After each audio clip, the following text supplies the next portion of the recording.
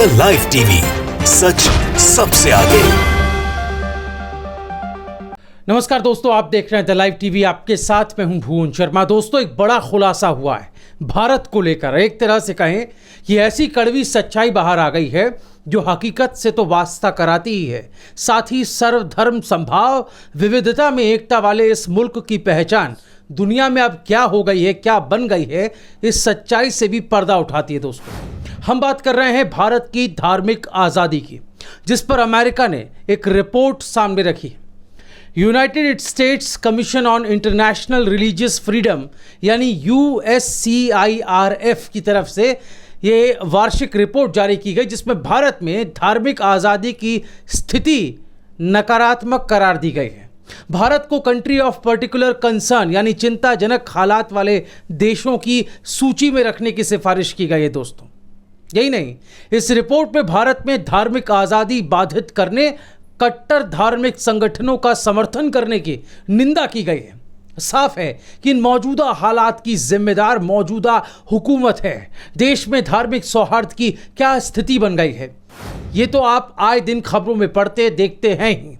और ये होना इसलिए भी लाजमी है दोस्तों कि सत्ता में काबिज एक खास विचारधारा के लोग सांप्रदायिक सोच से ताल्लुक रखते हैं।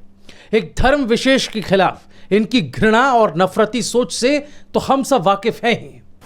इस रिपोर्ट में दोस्तों नागरिकता अधिनियम यानी CAA को लेकर हुए विरोध प्रदर्शनों का भी साफ तौर पर जिक्र किया गया है। सीधा सीधा कहें तो रिपोर्ट में यह बात बहुत ही मुखर और स्पष्ट रूप से कह दी गई है कि भारतीय जनता पार्टी के नेतृत्व वाली सरकार ने हिंदू राष्ट्रवादी नीतियों को बढ़ावा दिया है।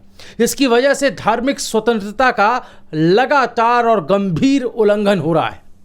दोस्तों, रिपोर्ट में CAA और राष्ट्रीय नागरिकता रजिस्टर यानी NRC का भी जिक्र किया गया। रिपोर्ट में NRC में खामियों को गिनाया गया है और यह कहा गया है कि असम में NRC को लागू किया गया। इसका नतीजा हुआ कि असम से 10.9 लाख लोग नागरिक रजिस्टर से बाहर हो गए। कई मामलों में देखा गया है कि कई पीढ़ियों से असम में रह रहे परिवारों को नागरिक रजिस्टर से बाहर होना पड़ा। असम में डिटेंशन कैंप बनाए गए। United states commission on international religious freedom, जिसकी हम बात कर रहे हैं, उसने असम की इस स्थिति पर चिंता जाहिर की है। दोस्तों, रिपोर्ट में इस कानून को भेदभावपूर्ण करार दिया गया है।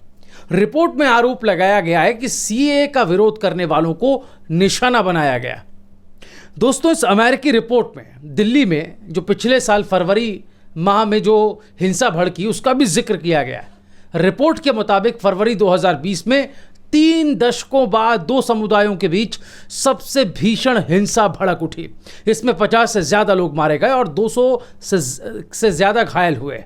दोस्तों, रिपोर्ट में कहा गया कि हिंदू राष्ट्रवाद के प्रति सहानुभूति रखने वाली भीड़ ने धार्मिक स्थलों पर हमले किए। खास समुदाय के इलाकों में घरों और दुकानों को निशाना बनाया गया। रिपोर्ट में कहा गया कि दिल्ली अल्पसंख्यक आयोग ने हिंसा की जांच की। आयोग ने पाया कि CAA का विरोध करने वाले एक खास समुदाय को सबक सिखाने के लिए पूरे प्लान्ड तरीके से, योजनाबद्ध तरीके से हिंसा को उन्होंने अंजाम दिया। तो दोस्तों, ये पहली बार नहीं जब मोदी हुकूमत में भारत की धार्मिक आज़ादी पर दुनिया चिंता जता रही है। इससे पहले पिछले साल भी अमेरिकी संस्था ने ऐसी ही सिफारिश की थी। दोस्तों, ये देखा गया है कि जब कभी ऐसी रिपोर्ट आती है जिसमें मोदी सरकार और उनकी हुकूमत की नाकामी बयां होती है या उनकी कलई खुलती है, तब ये सरकार उस रिपोर्ट को ही मानने से इनकार कर देती है और उसकी प्रामाणिकता पर सवाल उठाने लगती है। आप गौर फरमाइएगा, ये रवैया हमेशा एक सा नहीं होता है। जब इनकी कहीं पर तारीफ हो जाती है, कहीं पर तारीफ छप जाती है, तो डंकापति समेत पूरी सेना अपनी छाती फुला लेती है। बहरहाल, जब पिछले साल ऐसी ही रिपोर्ट अमेरिका ने दोस्तों जारी की थी, तब विदेश मंत्रालय ने, भारत के विदेश मंत्रालय ने कहा था कि हम अपने पुराने रुख पर अडिग हैं कि कोई बाहरी हमारे नागरिकों की स्थिति के बारे में आकर ना बताए, उन्हें संवैधानिक सुरक्षा मिली हुई है। विदेश मंत्रालय ने कहा था कि भारत में ऐसी व्यवस्था है जो धार्मिक स्वतंत्रता और कानून के शासन की सुरक्षा की गारंटी देती है। अब सरकार के इस कहने और करने में कितना फर्क है, ये तो हम आप सभी अच्छे से जानते हैं। उदाहरण के लिए आप लक्षद्वीप का एग्जाम्पल ले लीजिए, लक्षद्वीप का मसला ले लीजिए। वहाँ क्या हो रहा है? गुजरात बीजेपी के पूर्व विधायक और मोदी के करीबी रहे प्रफुल्ल पटेल, जो बतौर प्रशासक वहाँ पर तैनात हैं वो क्या कर रहे हैं, क्या ये किसी से छिपा है? खुले तौर पर वहाँ की जो बहुसंख्यक आबादी है, मुस्लिम आबादी है, उसके साथ उनके खान पान, रहन सहन और संस्कृति को किस तरह से नष्ट करने की कोशिश की जा रही है, उसके साथ छेड़छाड़ की जा रही है। क्या ये घटना नहीं बताती कि भारत की धार्मिक आज़ादी को कमज़ोर किया जा रहा है? हालांकि इस घटना पर अब कन्हैया कुमार ने जो कुछ बोला है वो सुनना ज़रूरी है, क्योंकि लक्षद्वीप के पीछे का पूरा खेल उन्होंने समझाया है। ये देखिए, इस खबर को पढ़िए, इसमें लिखा है कि कन्हैया ने कहा कि यूपी चुनाव जीतने के लिए भाजपा लक्षद्वीप में आग लगाने पहुंच गए। इसमें साफ लिखा है दोस्तों कि सीपीआई नेता और जेएनयू छात्र संघ के पूर्व अध्यक्ष कन्हैया कुमार ने ट्वीट किया।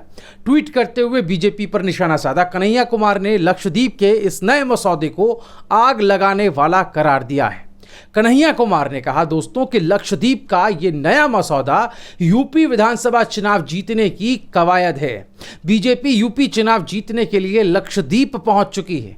ये लोग आग लगाएंगे दक्षिण में और उसका लाभ उत्तर में उठाएंगे। ऐसा नहीं है कि इस नए मसौदे का विरोध सिर्फ विपक्षी दल ही कर रहे हैं दोस्तों, बल्कि बीजेपी का एक गुट इसका विरोध कर रहा है और वो अपनी आपत्ति दर्ज करा चुका है। मैं लक्षद्वीप बीजेपी की बात कर रहा हूँ, वहाँ के लोगों ने अपना विरोध दर्ज कराया। ये मैं आपको बखूबी अपने लक्षद्वीप पर बनाई गई एक वीडियो में डिटेल में बता चुका हूँ। बहरहाल साफ है कि देश में असहिष्णुता के जो हालात पैदा हुए हैं उनके लिए मौजूदा हुकूमत और एक ही पार्टी जिम्मेदार है। लक्षद्वीप के बाद दोस्तों आपको कुछ और मैं एग्जाम्पल्स देता हूँ, कुछ और उदाहरण देता हूँ, और ये उदाहरण भी बिल्कुल एक तरीके से ताज़ा हैं, नए उदाहरण हैं, क्योंकि जिस तरह का मंजर बना हुआ है। दरअसल यूपी में अवैध अतिक्रमण के नाम पर पहले बाराबंकी में 100 साल पुरानी मस्जिद ढहा दी गई, फिर ऐसा ही नज़ारा मुजफ्फरनगर में देखने को मिला, और ऐसा ही कुछ और भी छोटी बड़ी घटनाएं लगातार घट रही हैं। वो अलग बात है कि इस दौर में ऐसी खबरें सुर्खियां नहीं बना करती, या यूं कहें कि खबरें पूरी तरह से दबा दी जाती हैं या एक तरफा बना दी जाती हैं। 2017 में योगी के आने के बाद से यूपी में लिंचिंग की कितनी घटनाएं घटी, या आप सभी अभी गूगल करके डालेंगे तो आपके सामने आ जाएगा डेटा, घटना भी सामने आ जाएंगी। गौरक्षक के नाम पर कितने ही लोग भक्षक बनकर कैसे बेगुनाहों को मौत के मुंह में सुला देते हैं, इसके भी डरावने किस्से किसी से छिपे नहीं हैं। अब एक और खबर इस बीच इस दौर में आ गई कि केंद्र की मोदी सरकार ने कोरोना महामारी की दूसरी लहर के बीच अब बांग्लादेश, पाकिस्तान और अफगानिस्तान के शरणार्थी हिंदुओं से भारतीय नागरिकता के लिए आवेदन आमंत्रित किया। ऐसे वक्त में जब पूरा देश कोरोना से जंग लड़ रहा है, वैसे में एक बार फिर से हिंदू मुस्लिम कार्ड खेलना शुरू कर दिया है। केंद्रीय गृह मंत्रालय ने अफगानिस्तान, पाकिस्तान और बांग्लादेश के उत्पीड़ित अल्पसंख्यकों भारतीय नागरिकता के लिए आवेदन आमंत्रित किया है। दोस्तों, इस नागरिकता आवेदन की शर्त जो रखी गई है वो ये है कि अल्पसंख्यक गैर मुस्लिम होने चाहिए। आज़ाद भारत के इतिहास में ये पहला मौका है जब सरकार धर्म के आधार पर नागरिकता आवेदन मांग रही है। ये एक प्रकार से भारत के धर्मनिरपेक्ष ढांचे पर प्रहार है। और अब आप ही बताइए, जब इस तरह की कवायद, इस तरह की हरकत होगी तो कैसे भारत धार्मिक आज़ादी के मामले में सकारात्मक स्टेटस के साथ सामने आएगा? क्यों नहीं भारत ऐसे माहौल में जाहिर तौर पर अंतर्राष्ट्रीय स्तर पर, दुनिया के लेवल पर क्यों नहीं उसकी आलोचना की जाएगी? इस पर आप हमें कोई जवाब दे सकते हैं, कमेंट करके ज़रूर बताएं।